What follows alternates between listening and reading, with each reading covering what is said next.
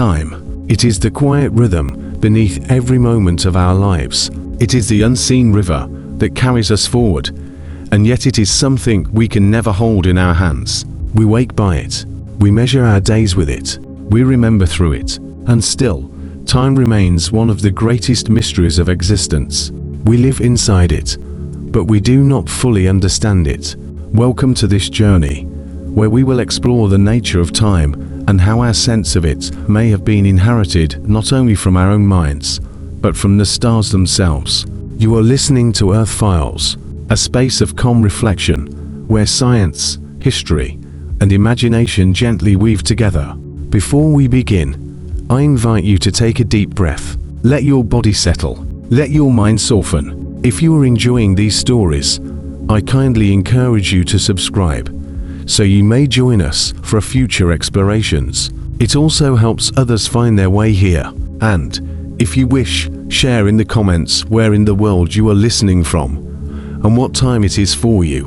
Whether it is morning, evening, or late at night, you are part of a circle that stretches quietly across the earth. Now let us return to the flow of time. Human beings have always been aware of its passage. Long before clocks ticked in our houses, long before calendars guided our planting or our prayers, we looked upward to the stars, the slow rising and setting of the sun, the waxing and waning of the moon, the drift of constellations across the seasons. The sky was our first clock. The heavens marked the rhythm of existence. The stars taught us when to gather, when to sow, when to rest. They revealed patterns that gave structure to our lives. In a way, the universe itself whispered to us the idea of time. The very concept may not have been born inside us, but given to us by the cosmos. When we watch the night sky, we are looking not just at beauty, but at deep memory. Every flicker of starlight carries a story. The photons reaching our eyes tonight may have traveled 4,000 of years to reach us. In their silent journey, they record distances, cycles, and ages we can barely imagine. The stars do not merely decorate the sky. They keep a record of time's vastness, written in light. From this, early humans began to measure. Stones were placed to align with solstices. Shadows of obelisks stretched and shrank. Water clocks dripped in steady rhythm. All were attempts to capture what could never truly be held. But through these practices, something shifted in us. We no longer simply lived. We began to count. This act of counting transformed our relationship to existence. It gave rise to calendars, rituals, and eventually, history itself. To remember when something happened is to place it on a line, a sequence, a timeline. But this line, as real as it feels, may only be an illusion we built, an illusion inherited from the turning of the stars above us. Even now, we define our seconds by cosmic rhythm. A second is measured by the vibration of atoms, a year by Earth's journey around the sun. These are not arbitrary inventions, they are gifts from the cosmos. Time, as we measure it, is a reflection of the dance of stars and planets. Without them, would time feel the same to us? Or would it dissolve into something less linear, more fluid? Imagine, for a moment, a life without stars, without sun, without moon. Imagine existing in eternal twilight, with no way to mark days or nights. How different would our sense of time be? Perhaps we would not speak of past, present, and future. Perhaps we would live only in cycles of hunger and rest, or in rhythms of the heart. Without the heavens to guide us, time might never have become what we now know. And so, one could say our very concept of time is not fully human. It is celestial. We inherited it from the skies. But what if this inheritance carries an illusion? What if time as we experience it, linear, relentless, forward-moving, is not the truth of reality, but a story we learned from watching the heavens turn? Modern physics suggests that time may not be as simple we feel it to be. Einstein showed us that time bends, stretches, and slows depending on speed and gravity.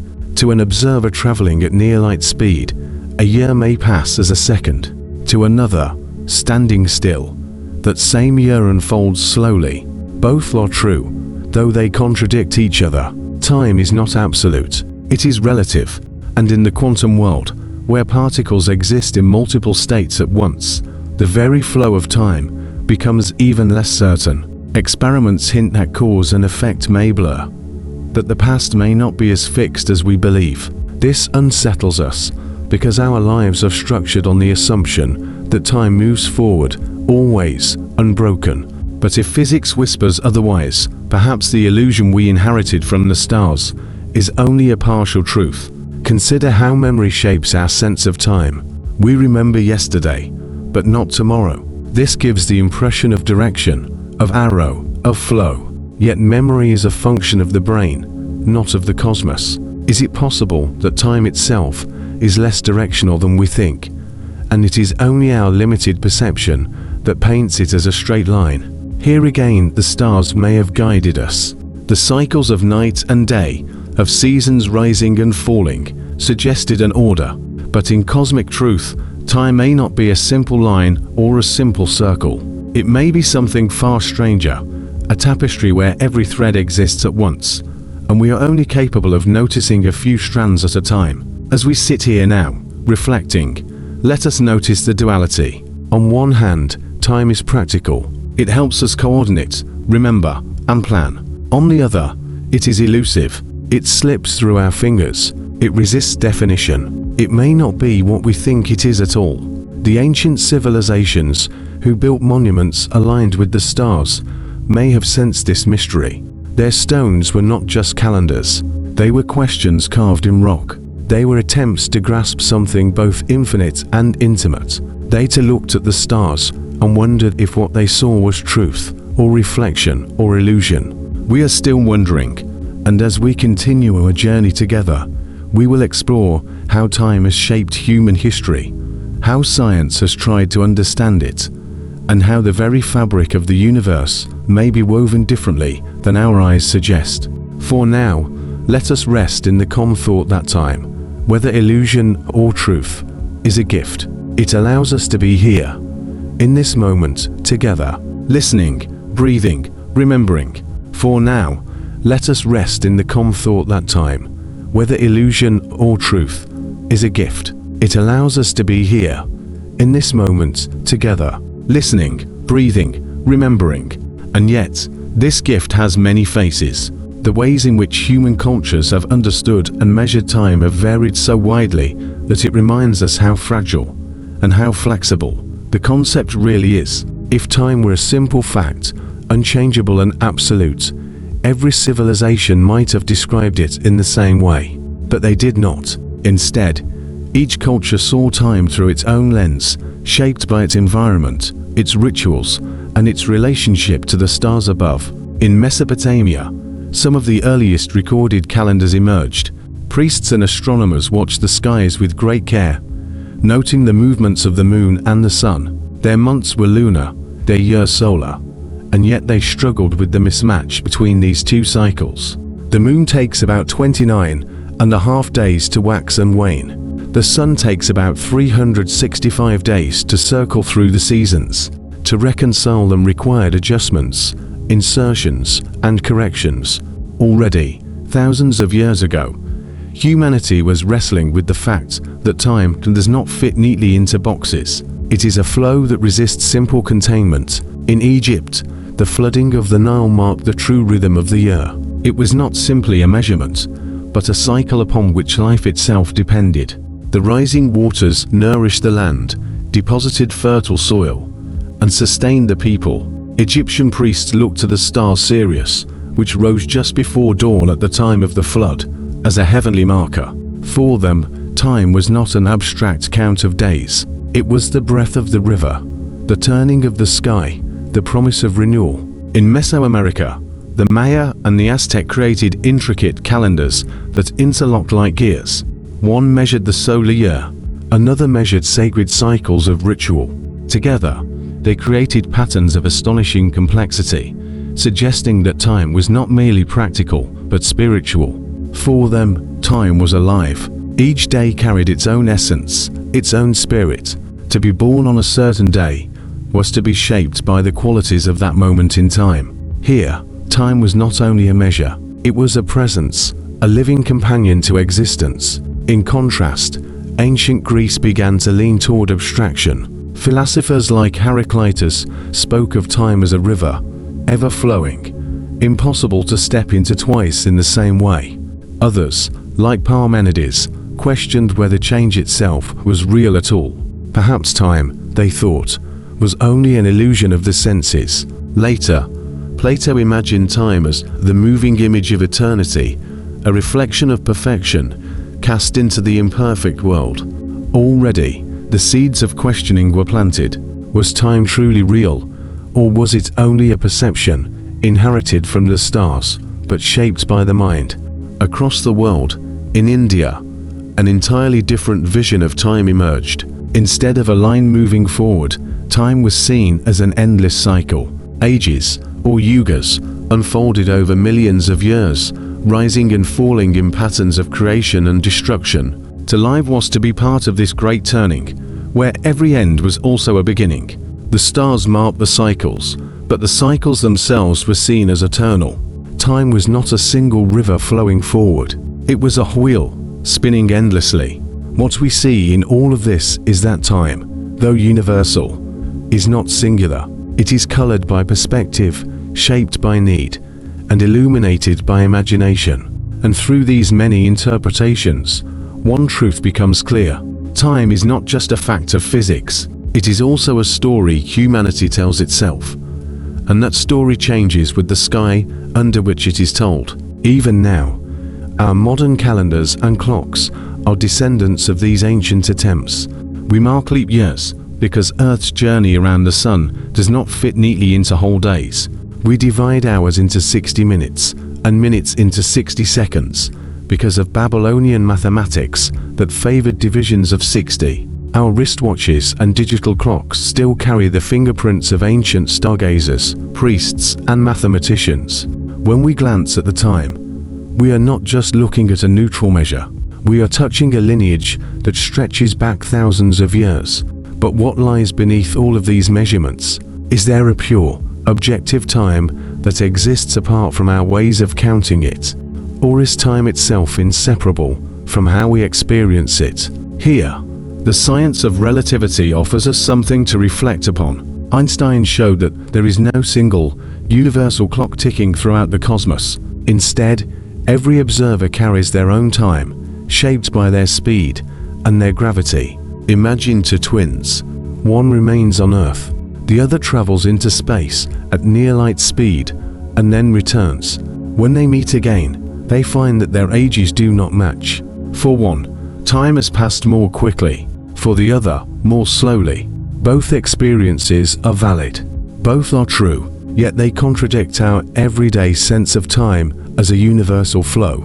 This discovery suggests that time is woven into space itself, part of a fabric that bends and curves. It is not separate from matter or energy. It is intertwined with them. And this fabric, called space-time, does not care for our neat divisions of days and years. It stretches, warps, and reshapes itself according to the presence of mass and the movement of energy. The stars gave us time as we know it, but physics hints that beneath that gift lies something more fluid, more mysterious. Even more startling are the whispers of quantum mechanics.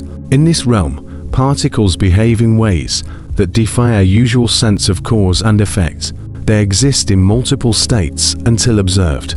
They influence one another instantly across vast distances, as though distance itself were an illusion, and some experiments suggest that the order of cause and effect can be blurred, that the distinction between past and future is not as solid as we think. If this is true, then our inheritance from the stars, the cycles, the rhythms, the calendars, may be only one layer of reality.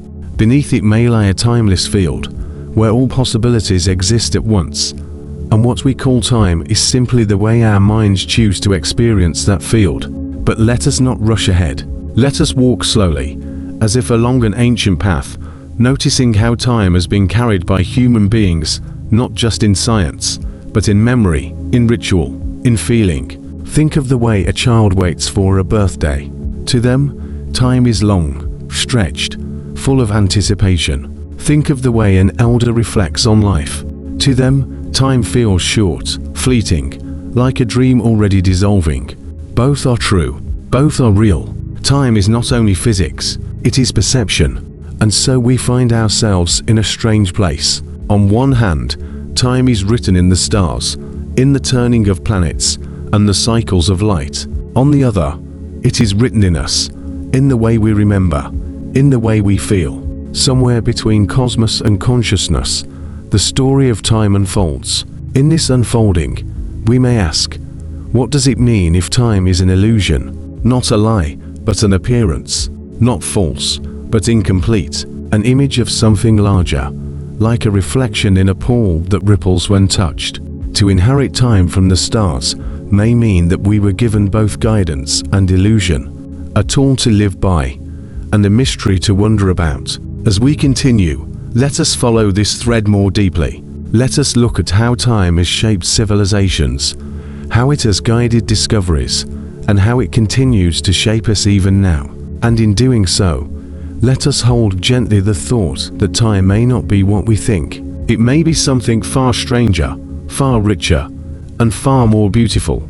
It may be something far stranger, far richer, and far more beautiful. When we step back and observe the vast sweep of human history, we see how time has guided not only survival but meaning. It is the quiet framework behind every ritual, every tradition, every discovery. Civilizations have risen and fallen, and each has left behind its own interpretation of time. Yet in their ruins, we find something shared, a search for order, a longing to mark the fleeting with the eternal. Consider Stonehenge, standing in the wilds of southern England. Those upright stones, massive and weathered, are not simply monuments, they are alignments. They catch the rising sun at solstice, they frame the turning of the year. For the people who raised them, this was not mere astronomy, it was a way of binding their lives to the cosmos, of weaving the mystery of the stars into the rhythm of daily existence. The stones endure, though their builders have been forgotten. What remains is the sense that time itself can be anchored into earth and stone. Far across the sea, in the ruins of Chichen Itza, the pyramid of Kukulkan holds another alignment. At the equinox, a shadow falls along the staircase, creating the image of a serpent descending from the heavens.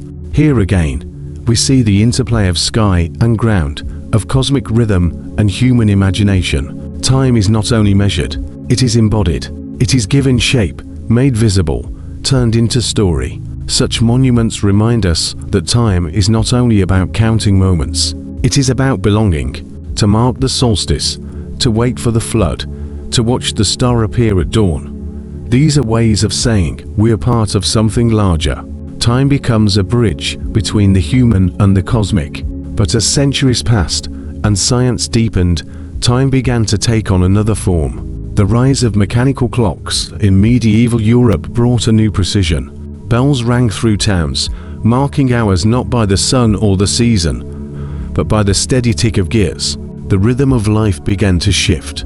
Work, prayer, rest, all fell into patterns dictated by machines. For the first time, time was detached from the sky and placed into human hands. A clock could be carried, its movement steady, its divisions exact. This was a profound change. It meant that time was no longer only a gift from the stars. It was a construct, made and measured by human ingenuity. This shift grew even more pronounced with the advent of railroads in the 19th century. Trains demanded schedules, and schedules demanded uniform time.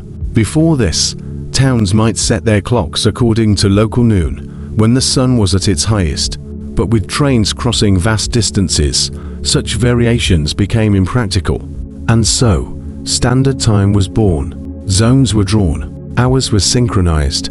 Time was no longer local, no longer tied to the sky above one town. It became global, an invisible grid laid across the world. In this way, time moved further from its origins in the heavens. Yet even as it became more abstract, more precise, it remained haunted by mystery. For while the clock and the calendar could regulate life, they could not answer the deeper questions. Why does time seem to flow at all? Why does the past appear fixed, while the future remains open? Why does our experience of time vary so much between moments of joy and moments of grief? These questions remind us that time is not only external, it is also internal. It is shaped by memory, by emotion, by perception. Neuroscience tells us that the brain does not simply record time like a clock. It constructs it, weaving sensations and memories into a narrative of before and after. This narrative can stretch or shrink. In danger, time may seem to slow, each moment drawn out in detail. In happiness, time may seem to vanish, an hour gone in what feels like a breath. Here, too, we inherit time from the stars, for the very cycles that shaped our calendars day and night, season and year, also shaped our biology. Our bodies carry circadian rhythms, internal clocks tuned to the rotation of Earth.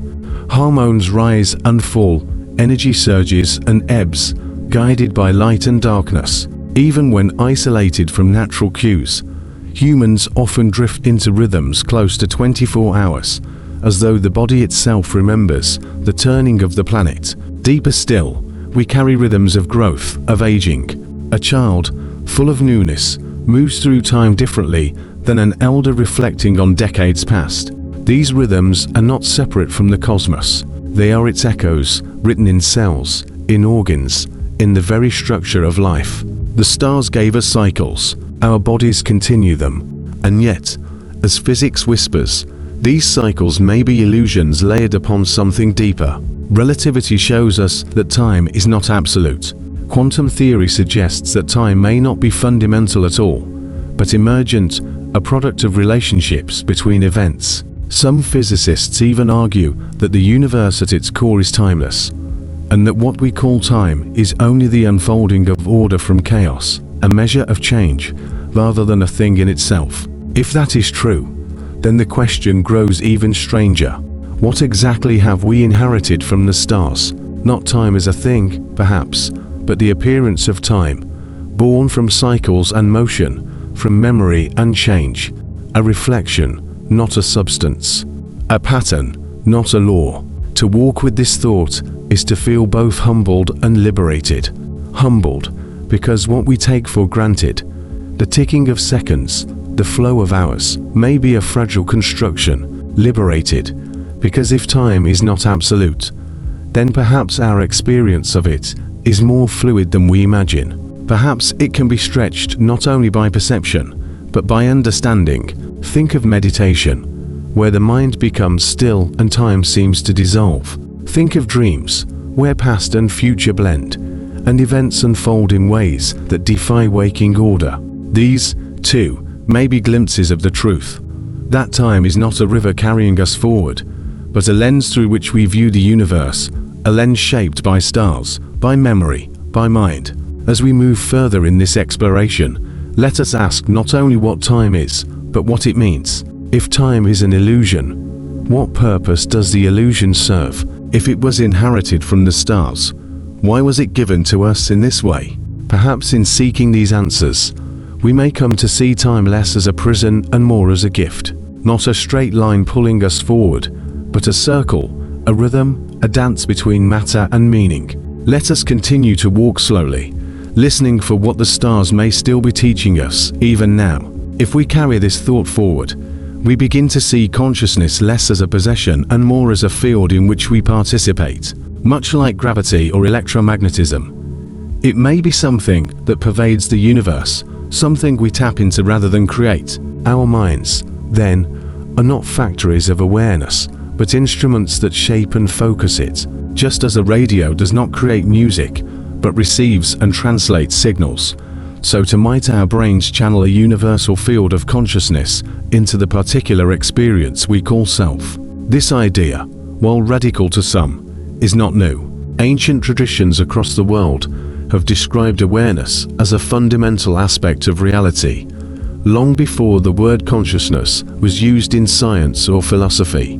The Vedic texts of India speak of Atman, the inner self, that is not separate from Brahman, the universal consciousness. Taoist philosophy describes the Tao as the flow of all things, a current of being in which human awareness is only one small ripple. Indigenous traditions speak of the Great Spirit, a presence alive in every rock, river, and sky. In each of these, consciousness is not owned but shared, not confined but expansive. If we accept this, then our daily perspective shifts. The boundary between self and other grows more porous. To harm another being becomes, in some sense, to harm ourselves, because their consciousness and ours arise from the same source. To listen deeply to another, whether a person, an animal, or even the rustling of wind through trees, is to listen to consciousness speaking through a different form. Life becomes less about domination and more about participation, less about ownership and more about belonging. This view also reframes what we think of as intelligence. We often measure intelligence by human standards, the ability to solve problems, to use language, to build tools. But if consciousness flows through all things, then intelligence may take many forms. The migration of birds, the growth of fungi beneath the soil, the turning of flowers toward the sun, all may be expressions of intelligence, different in form, but not less so in essence. To recognize this is to expand our humility. Humanity may be extraordinary, but we are not the measure of all things. Consider the octopus. Its nervous system is distributed, with neurons spread throughout its arms. Each arm can act semi-independently, exploring, feeling, even making decisions, while still connected to the whole. This challenges our notion of a centralized brain as the seat of consciousness. It suggests that awareness can be more fluid, less localized, spread across a body. Even a community, ant colonies and beehives show a similar pattern, where intelligence emerges not from an individual, but from the collective. These examples whisper to us that consciousness is not bound to one form, one brain, one species. It is versatile, adaptive, endlessly inventive. Such reflections inevitably lead us back to the question of Earth itself. If consciousness is everywhere, is the planet itself conscious? Not in the sense of a human mind thinking thoughts, but as a vast, integrated awareness. The Earth maintains balance through cycles of water, carbon, and climate. It regulates itself, much like a body maintains homeostasis. It responds to change, adapts, and continues. Some scientists describe this through the Gaia hypothesis, the idea that Earth functions as a self-regulating system. Others hesitate to use words like alive or aware, but the pattern remains. Earth behaves as though it were a single being, composed of many parts, sustaining itself across vast spans of time. If this is true, then we are not simply living on Earth. We are living within Earth's awareness. Every action we take, every choice we make, ripples through this larger field. To pollute a river is not merely to damage water, it is to cloud part of Earth's consciousness. To restore a forest is not only to plant trees, it is to heal a fragment of the planet's mind. This way of thinking changes our relationship to the environment. It is no longer an external resource, but an extension of our shared awareness. Caring for Earth becomes an act of self-care, for the consciousness that sustains the planet also sustains us. There are moments when this truth reveals itself to us with clarity. Standing on a mountain peak, gazing at the horizon, we may feel our individuality dissolve into the vastness. Sitting by the ocean, listening to the rhythm of waves, we may sense a presence beyond words. Walking through a forest, hearing the chorus of life around us, we may recognize that our thoughts are only one thread in a greater tapestry. These experiences are not illusions. They are glimpses of reality, reminders that we are always already part of something larger, even when we forget. Modern neuroscience, too, hints at this perspective. Studies of the brain show that our sense of self is constructed, woven together from memories, perceptions, and sensations. The I we feel so strongly is not a fixed entity, but a process constantly changing. When that process quiets, in meditation, in deep flow, in awe, the boundaries of self loosen, and we touch the field beyond. What feels like transcendence may simply be the recognition of what has always been true. That consciousness does not belong to us. We belong to it. The implications stretch even further. If consciousness is fundamental, then it may persist even when bodies fade. Just as energy is never destroyed, but only transformed, awareness too may shift forms. What we call death may be a transition, a return to the larger field, like a drop returning to the ocean. This does not mean the self continues unchanged, but that awareness itself remains. In this view, life and death are not opposites, but movements within the same current. Birth is the focusing of consciousness into form. Death is its release back into the whole. Both are natural, both are sacred. Such a vision can alter the way we live. To see ourselves as part of a universal consciousness is to release some of the fear that drives us. It is to move with greater reverence, to value the fleeting beauty of each moment, knowing it is woven into eternity. It is to treat others, human, animal, earth itself, not as objects to be used, but as fellow participants in the same grand awareness. And so, we return to the central question. What if consciousness doesn't belong to us? What if it never did?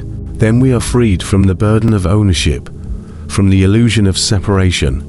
We are no longer solitary islands of awareness in a sea of emptiness. We are waves on the ocean of being, unique yet inseparable, fleeting yet eternal.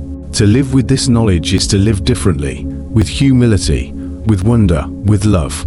We often imagine time as an arrow, pointing from past to future. It is a metaphor that has shaped much of our thinking. Yet, when we look closer, that arrow begins to blur. It is not always so clear which direction time moves. In physics, this puzzle is known as the arrow of time. On the smallest scales, the laws of motion appear symmetrical.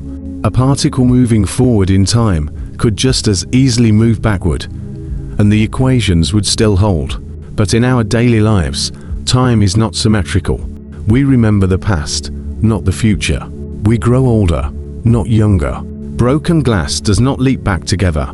Heat flows from hot to cold. These everyday experiences remind us that time is direction. Even if the equations suggest otherwise, the arrow of time seems to emerge from a single principle: entropy. Entropy is the measure of disorder, the natural tendency of systems to move from order toward chaos. A deck of cards can be neatly stacked in sequence, but with each shuffle, it becomes more disordered. It is not impossible for it to fall back into order by chance, but it is so unlikely that we never expect it. Entropy increases, and with it the flow of time. Yet entropy is not as simple as it sounds. On a cosmic scale, the universe began in a state of extraordinary order. At the Big Bang, everything was condensed, smooth, and low in entropy. From that moment forward, entropy has risen, giving us the arrow we follow. But this raises a question that unsettles cosmologists. Why did the universe begin so ordered? Why did it start with such low entropy, when the laws of physics would allow countless other beginnings? Some suggest that time itself was born in that moment, that the very idea of sequence, of cause and effect, only makes sense from the Big Bang forward. Before that, asking what came before may not even be a meaningful question. In this view, time is not infinite. It is a condition that emerged when the universe expanded. Others see a deeper mystery. If entropy defines the arrow of time, then in principle, there could be regions of the universe where time flows differently, even backward. Some theories of cosmology suggest that what we see as the forward expansion of our cosmos might be mirrored by a region where entropy decreases, where events unfold in reverse. If so, then what feels like our one-way journey may be only one half of a larger symmetry. For humans, however, time is not only physical, it is personal. Our minds create their own arrow, shaped by memory. Memory allows us to recall the past, but not the future. It binds our experiences into a story, one event following another. Without memory, time collapses into an eternal present. For those who have lost memory through illness or trauma, life becomes a series of moments with no thread to hold them together. The past vanishes, and with it the sense of movement. But memory is fragile. Studies in neuroscience have shown that memory is not a perfect recording. Each time we recall, we alter the memory, reshaping it with present emotions and interpretations. In this way, our personal arrow of time is not only selective, but creative. The past is not fixed, it is rewritten each time we bring it into the present. This insight leads us to a subtle thought. If time feels so deeply real, yet is shaped by entropy and memory, then perhaps it is less an absolute truth and more an emergent pattern. The universe may not be bound to time in the way we are. It may be our consciousness that insists on stitching events into order. Cultures have long sensed this. In the Mayan calendar, time was not a straight line, but a living rhythm. Days were not mere intervals, but beings, infused with qualities, each carrying its own significance. Time was sacred. It was alive, something to be honored rather than measured. In their view, to live in harmony with time was to align oneself with the flow of the cosmos. In ancient China, time was tied to harmony as well, expressed in cycles of yin and yang. Seasons rose and fell, dynasties rose and fell. History repeated itself in patterns of balance and imbalance. Here, time was not just movement, it was resonance.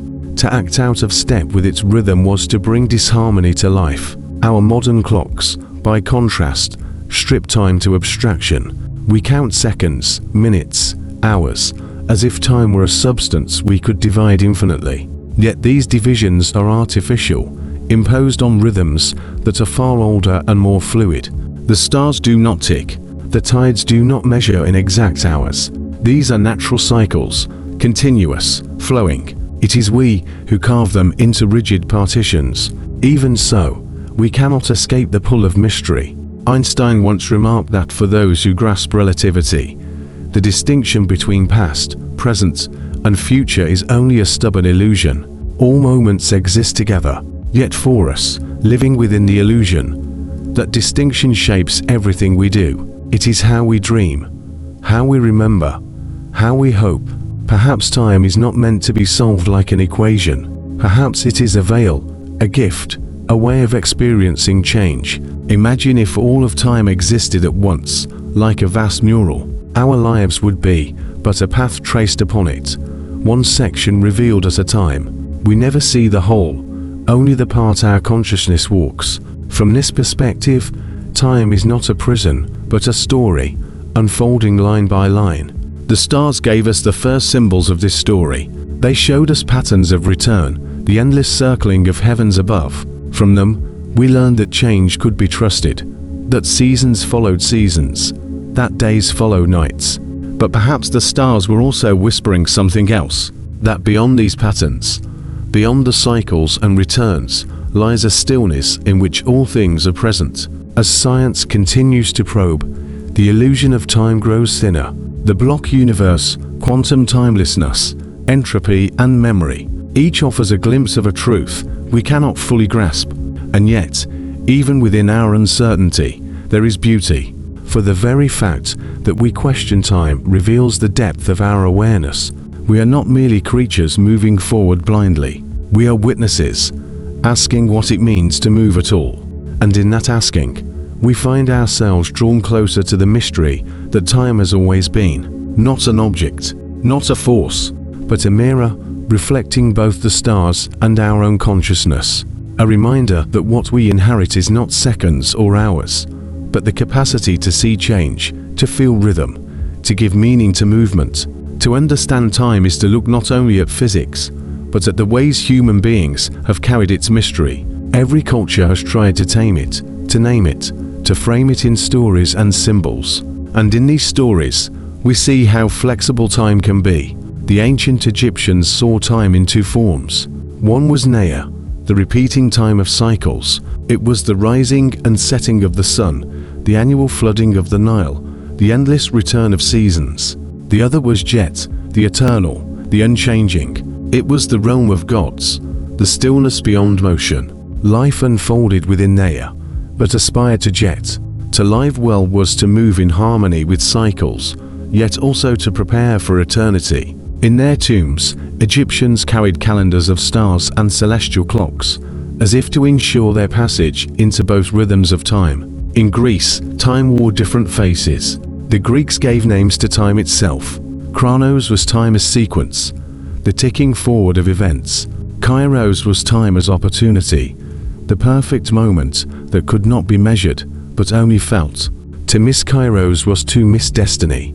To seize it was to step into alignment with something greater. In this duality, time was not just linear, it was layered, blending the measurable with the immeasurable.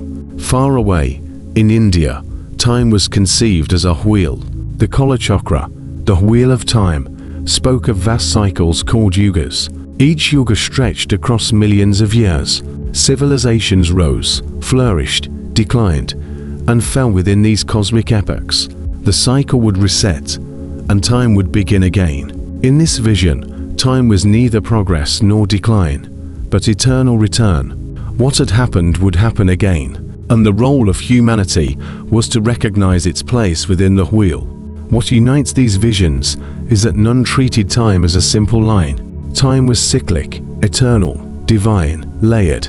It was a mystery too large to fit inside mere hours and minutes. Only later, with the invention of mechanical clocks in medieval Europe, did time become regimented. Bells marked the hours, cities scheduled labor, and time was carved into equal slices. The clock transformed time into resource. It became something to spend, save, waste, or lose. This shift was not only practical, it reshaped human imagination. When time is circular, one learns patience. When time is divine, one learns reverence. But when time is mechanical, one learns urgency. The pace of life quickened. The heartbeat of machines set the rhythm for fields, factories, and families. For the first time, time itself felt scarce. Yet the universe does not tick. Atoms do not obey our hours. Stars do not count our minutes. The movement of galaxies stretches across billions of years. To them, our calendars are invisible. It is we who impose the grid of time onto the flow of existence. Modern physics has only deepened this tension. Einstein showed that time is relative, tied to speed and gravity. A clock on Earth runs slower than a clock orbiting high above. Time bends near black holes, stretches across the fabric of space-time. What feels steady to us is in truth elastic. To an astronaut moving near the speed of light, a year might pass while centuries unfold back on Earth. The arrow of time is not universal. It is personal, shaped by perspective.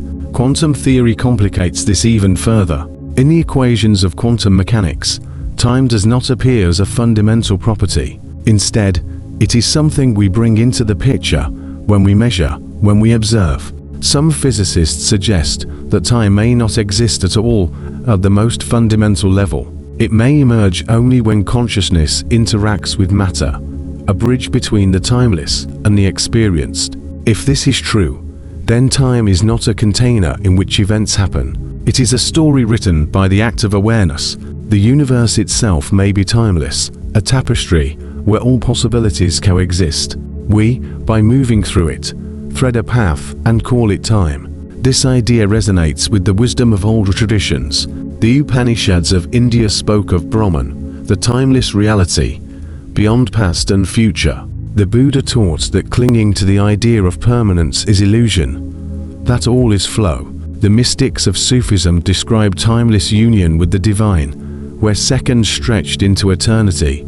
Again and again, cultures arrived at the intuition that time is less a fact than a perception. And yet, the illusion holds us firmly. Our lives depend on its rhythm. Seeds sprout, children grow, bodies age, and memories accumulate. The illusion may be thin, but it is binding. Even if the physicist tells us time is emergent, the farmer still rises with the sun, the parent still marks the years of a child's life. Perhaps this is the heart of the mystery. Time is both real and unreal. It is illusion, yet it governs every aspect of our lives. To deny it is impossible. To accept it fully feels incomplete. The more we study it, the more we sense that time is a paradox. And in this paradox lies beauty. If time is not fixed, then perhaps possibility is larger than we imagine. If time is emergent, then perhaps we are co-creators of the flow we experience. If the universe is timeless, then each moment we live is a window into eternity. In the slow rhythm of waves against the shore, we glimpse both cycle and passage. In the steady growth of a tree, we see both change and constancy. In the memory of a loved one, we feel the weight of loss and the eternity of presence.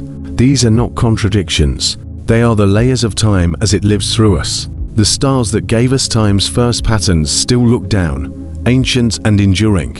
They are reminders that what feels fleeting to us is part of a larger canvas. Their light travels millions of years before touching our eyes, a silent echo of time's immensity. Yet in that light we find connection, as if time itself were not distance, but communion. We inherit time from the stars, not as a line to follow blindly, not as a clock to obey, but as a mystery to dwell within, a gift to explore, a story to live. If the stars gave us the first measure of time, then memory gave us the first sense of it. For without memory, time would collapse into a single instant. It is memory that threads moments together, shaping the illusion of flow. Consider how a song is heard. Each note by itself is only sound, but when held in memory, the notes form melody. The brain retains the echo of the past notes while anticipating the next, and in this tension music is born. Time itself works in the same way. We remember what has come, we lean toward what is coming, and in between, we call the present. Neuroscience shows that memory is not a simple recording, it is a reconstruction. Each time we recall, we rewrite. The past shifts slightly in the act of remembering. In this sense, memory is less a library and more a painter's brush. It colors the flow of time with meaning, shaping not only how we see the past, but how we step into the future. Dreams carry this even further. In dreams, time dissolves. Hours may pass in the world outside, while in the dream an entire lifetime unfolds. The mind stretches and compresses time effortlessly. This suggests that time, as we experience it, is not bound by strict measurement. It is elastic, fluid, subject to perception. Cultures have long noticed this elasticity. The Hopi language, for example, contains no past, present, or future tenses in the way English does. Instead, it distinguishes between what is manifest and what is becoming. Time is not a line, but a field of unfolding. The Aymara of South America gesture behind them when speaking of the future, and ahead when speaking of the past. For to them, the past is known and visible, while the future is hidden and unseen. Such perspectives remind us that even our sense of direction in time is cultural. It is not fixed.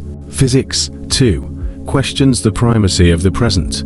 Some theories propose that past, present, and future all coexist in a vast block universe. We, like a needle on a record, pass through its grooves, experiencing moments sequentially, though all are already there. In this view, memory is not simply recall, it is alignment. Our consciousness tunes itself to one part of the record, while the rest continues to exist in silence. But perhaps what is most fascinating is how deeply emotion shapes time. When we are anxious, time feels slow. When we are absorbed, it disappears. A joyful day passes in a blink. A painful hour stretches endlessly. The same clock ticks, yet the experience bends. Time is not only external, it is sculpted by feeling. This is why some traditions speak of timelessness as a state of consciousness. In meditation, the chatter of thought slows. The grip of past and future loosens. A moment expands, rich and full. Mystics call this eternity in the now. Neuroscientists observe altered brain rhythms. Both describe the same phenomenon. The illusion of time thins, and what remains is presence. To say time is an illusion is not to deny its effects. Bodies age, stars burn, rivers carve valleys, but it may be that what we call time is only the way we perceive change. Change is real. The flow we impose on it may not be. Imagine the universe as a vast tapestry. Every thread is an event. From afar, the entire pattern is visible at once, but we, inside the weave, trace one thread after another, calling it time. Memory tells us we have come from one place. Anticipation tells us we are going to another, yet both are within the same eternal cloth. This is why some philosophers suggest that time is not discovered, but created, that by being conscious, We draw a line through possibility, experiencing it as sequence. Consciousness does not move through time, it generates it. Time is the story the mind tells itself about change. Even language binds us to this story. Every sentence divides past from present, cause from effect. Grammar itself becomes a map of time, yet silence, music, meditation, and art can bend or break this map, revealing glimpses of something beyond. The stars remind us of this paradox. Their light, arriving after thousands or millions of years, shows us the past in the present. We look up and see what no longer is, yet we experience it now. Is this past, or present, or both? The line between them grows uncertain, and so we stand in a universe where time may be both illusion and necessity. Without it, no story could unfold. With it, we mistake the story for reality itself. Perhaps the gift of time is not in its measurement, but in its mystery. It grants us music instead of noise, memory instead of chaos, hope instead of void. In this way, time connects the inner world of memory and dream to the outer world of stars and seasons. It bridges matter and mind, and in that bridge, we find meaning. If memory gives us a personal sense of time, then monuments give us a collective one. Long before the ticking of clocks, societies carved stone, raised temples, and aligned pillars with the heavens. Each monument was more than a structure. It was a bridge between the human story and the cosmic rhythm. Consider Stonehenge. Its massive stones, arranged in circles and horseshoes, were not random. They marked the solstices. On the longest day of the year, the rising sun aligns with the heel stone. Light pierces the circle and falls into its heart. It was a clock, but not one that measured minutes. It measured meaning. It told when to plant, when to harvest, when to gather. It told a community that their lives were woven into the larger rhythm of the cosmos.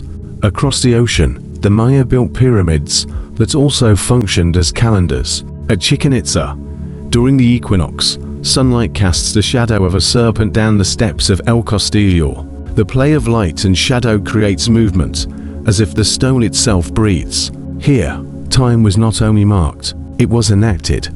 The universe was alive, and time was a ritual dance between sky and earth. In Egypt, the pyramids were aligned with cardinal directions, and shafts within the Great Pyramid may have pointed to stars. To the ancient Egyptians, stars were not distant suns. Aligning their tombs to the heavens was a way of linking mortal time with immortality. Death was not an end. It was a passage into the unchanging rhythm of the stars.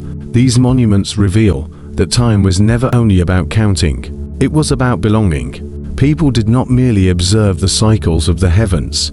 They inscribed those cycles into stone, into myth, into ritual. They transformed time from abstraction into architecture. But there is also a deeper mystery here. To align stones with solstices or stars requires patience and precision. It requires centuries of observation. It suggests that people, thousands of years ago, were already deeply attuned to the sky. Their knowledge was not accidental. It was the fruit of generations, watching the heavens, recognizing patterns, and passing them down. In this way, memory stretched beyond the individual. It became cultural memory, a civilization's way of saying, we, too, are part of this cosmic order. Even in less monumental forms, the same impulse can be found. Aboriginal songlines in Australia encode geography, seasons, and celestial movements into oral tradition. Polynesian navigators read the night sky as a map, guiding their canoes across vast oceans. The Inca tied time to their sex system, lines radiating from the Coricancha temple in Cusco, each marking a sacred site and seasonal event. The world itself was a calendar. What unites these practices is not simply practicality, it is reverence. Time was not a mere tool, it was a sacred order, a rhythm that sustained life. People did not try to control it, they sought to live within it. Modern science also builds monuments, though of a different kind. Particle accelerators, space telescopes, and atomic clocks are round temples of time. They do not align with oscillations and cosmic background radiation, yet the impulse is the same. We are still seeking to understand how change unfolds. We are still searching for the rhythm that underlies existence. But there is a tension. In seeking to measure time with ever greater precision, we may have drifted from its mystery. A farmer looking at the stars felt connected to the seasons. A priest watching the solstice light through Stonehenge felt awe. Today, when we say that a second is defined by 9,192,631,770 oscillations of a cesium atom, the mystery feels more hidden. The precision is extraordinary. But what does it tell us of belonging? And yet, even in our most precise science, wonder remains. Einstein showed that time is not absolute. It bends with gravity. It slows with speed. An astronaut circling Earth ages differently than one standing on its surface. Time is not universal. It is local. It is woven into the fabric of space itself. This echoes what the ancients intuited. Time is not separate from the cosmos. It is its rhythm. When we look at ancient monuments, we are not only looking at stone, we are looking at the human a relationship that is both practical and spiritual. We are reminded that time is not just what passes on a clock. It is what roots us in the world, what connects us to sky, to earth, to each other. Perhaps this is why the ruins still speak. To walk among them is to feel a presence, not only of the people who built them, but of the rhythms they once followed, the rising sun, the turning stars, the changing seasons. Even in their silence, the stones still mark time, and in listening, we begin to sense something beyond measure. Time not as a resource to be spent or saved, but as a mystery to be inhabited, a gift that links the pulse of our lives with the turning of the heavens. We are used to thinking of time as something that flows, a river that carries us forward, always moving, never stopping. Yet, when we turn to physics, the story is not so simple. The laws that govern particles and forces do not prefer a direction. In the equations, past and future look the same.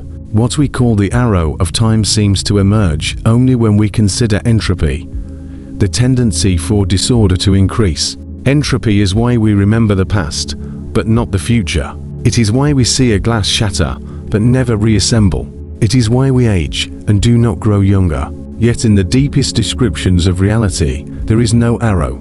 The cosmos does not insist on forwardness. It is our perception, shaped by entropy, that creates this sense of moving through a one-way corridor. This has led some thinkers to propose that all of time exists at once. The past, present, and future are not different realities, but different perspectives within a vast whole. Physicists sometimes call this the block universe. Imagine a book, its pages already written. When we read, we turn from one page to the next, and that creates a feeling of flow. But the book itself exists in its entirety, from first page to last. In this view, our lives are like stories in a book that is already complete. This picture can be unsettling. It suggests that change, choice, and becoming are illusions. Yet it can also be calming. If all moments exist together, then nothing is ever truly lost. The laughter of a child, the embrace of a loved one, the quiet of a dawn, all are preserved, eternal, within the structure of time itself. Neuroscience adds another layer. Our brains do not sense time directly. They construct it. Neurons fire in rhythms, creating windows of perception that stitch together a continuous experience. Studies show that we can be fooled into perceiving events as happening earlier or later depending on context. Our awareness lags slightly behind reality, and our mind fills in the gaps. In other words, what we feel as the now is a carefully orchestrated illusion. If this is true, then time is not something we pass through. It is something we generate. Each mind, each organism, carries its own clock, its own rhythm of perception.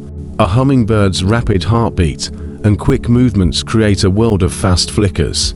A tortoise, slow and deliberate, may inhabit a more languid sense of duration. To each creature, the universe flows differently. Time is relative not only in physics, but in consciousness. And then there is quantum theory. At the smallest scales, particles do not behave like objects moving through time. They exist in states of possibility until observed. Some researchers suggest that time itself may emerge from entanglement, the deep connection between particles. If this is true, then time is not fundamental. It is born from relationships, from interaction. Without connection, there is no flow. This raises a profound question. If time is an illusion, a construct of entropy, perception, and interaction, then what lies beneath it? What is reality without time? It may be that the universe is not a river, but a vast ocean of being, timeless and whole. What we call time is the surface, the ripples that arise when consciousness moves through it. Ancient traditions, in their own language, often hinted at something similar. In Hindu philosophy, the concept of Maya speaks of the world as an illusion, including the illusion of time. In Buddhism, time is described as a mental construct, not an ultimate truth. Even in Christian mysticism, there are echoes of eternity, of a divine realm outside time. Science, through a different path, seems to circle back to the same intuition. If time is an illusion, inherited from stars, encoded in culture, and shaped by our perception, then our relationship to it becomes more important than its mechanics. Instead of rushing through minutes and hours, perhaps we can learn to inhabit moments more fully, to see them not as fleeting but as eternal, part of a larger whole that is never truly lost.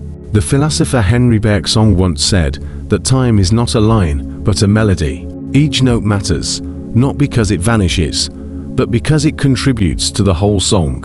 Life, then, is not a countdown. It is a composition, and while we cannot hear every note at once, the music itself exists in its entirety. We return again to the stars. Their light, crossing vast distances, reminds us that what we see is not now, but long ago. A star that died thousands of years ago still shines in our sky. Time, in this sense, bends. It delivers to us not only the present but fragments of the past, woven into the night. To gaze upward is to see time stretched across space, a reminder that our perception is only one layer of reality. And so, as we move closer to the end of our reflection, we are left with a paradox. Time feels real. It structures our lives, our memories, our histories, yet in its deepest sense, it may be an illusion, a story inherited from stars, shaped by culture, sustained by consciousness. The flow we feel may be less like a river and more like the turning of a page, one perspective within a book that is already whole. If time is not the absolute ruler of existence, but something more like a perception, a rhythm, or even a language we inherited from the stars, then how does that reshape the way we live? Perhaps the first change is perspective. Instead of treating moments as things we rush through, we might see them as rooms in a vast house. Each is complete in itself, each has its own atmosphere, and none is truly left behind. This way of looking at time transforms memory. A memory is not simply a shadow of what once was. It may be a point in the structure of the universe that still exists, and in remembering, we align ourselves with it again. That laughter you recall, that walk you once took under autumn skies, is not gone. It rests in the eternal architecture of the block universe. To touch it in thought, maybe to step briefly back into its quiet presence. It also transforms our sense of mortality. We often fear the passing of years, because they seem like steps toward disappearance. But if time itself is not fundamental, then what we call a life may not be a line from birth to death at all. It may be a shape, a whole pattern of experiences that always exists, like a constellation. You are not moving toward erasure. You are part of a design that has always been and will always be. Even physics hints in this direction. Einstein once consoled a grieving friend by saying that for those who believe in physics, the distinction between past, present, and future is only a stubborn illusion. The words were not poetry, but an observation that the laws of nature do not mark time as we do. In the equations, events coexist. It is we who travel through them, building meaning out of sequence. Culture, too, has long reflected this mystery. Many indigenous traditions view time as cyclical rather than linear. Seasons return, stars circle, and rituals connect the living with the ancestors in an unbroken loop. The linear timeline we take for granted is only one of many ways to understand existence. Our modern sense of time as clocks and calendars may be a narrow lens, shaped by industry and survival, not by truth. And then there is consciousness itself. Our awareness is not outside time, but neither is it fully bound by it. In dreams, in memory, in sudden intuition, we leap across decades in an instant. The mind does not always respect the linear order. It is as though consciousness carries a hint of timelessness, a reminder that the river we feel may not be the whole story. This perspective invites a gentler way of living. If moments are not lost but part of a greater whole, then there is less urgency to cling or hurry. Each hour, each breath, belongs to eternity as much as to the ticking of a clock. The task is not to race through, but to inhabit, to notice, to be present in the vast stillness behind the illusion of flow. Imagine standing beneath the night sky. Above you are photons that began their journey before humans built cities, before civilizations rose and fell. To you, they appear now. To the universe, their journey is simply part of the whole. The stars remind us that time is not only about forward motion, it is about relation. The past, present, and future interlace in the light that reaches us, proof that we are always standing at a crossroads of what has been and what will be. So perhaps the greatest shift comes not from disproving time, but from understanding our relationship to it. Time does not own us. We participate in it. We generate it through perception, through culture, through the rhythms of the cosmos. The universe itself may be timeless, yet we give it music by moving through moments in order, like notes in a song. And just as music does not erase earlier notes when new ones arrive, nothing we live is ever gone. As we close this reflection, I want to thank you for letting your thoughts walk slowly here, where science and wonder meet. If you find meaning in these long quiet explorations, I invite you to subscribe so you can join me again in future journeys. And I would love to know, where in the world are you listening from? And what time is it where you are right now? Somehow, even across distance and difference, we share this strange illusion together. For now, wherever you are, may your moments feel spacious. May you carry less urgency and more presence. And may you rest tonight with the comfort that nothing is truly lost in a universe where time itself may be an illusion. Good night.